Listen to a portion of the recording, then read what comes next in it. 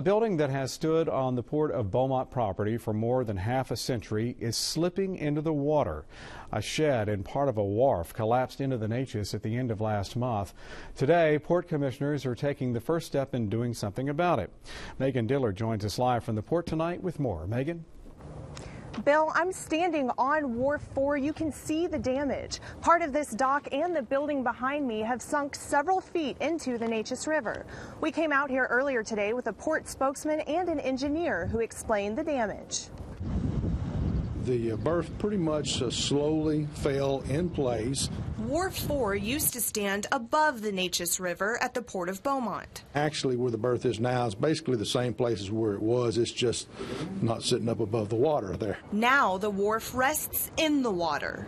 Part of Wharf 4 and its transit shed sank 3 feet March 30th. Port of Beaumont Director Chris Fisher says commissioners are acting quickly to make sure the down dock doesn't threaten the safety of workers. We are going to do an emergency demolition on part of the shed because the wharf failure affected that part of the shed and a small section of the wharf to ensure that everything is safe, but it will not have any effect on any of our other business. Most of the business here is done in a newer section of the port.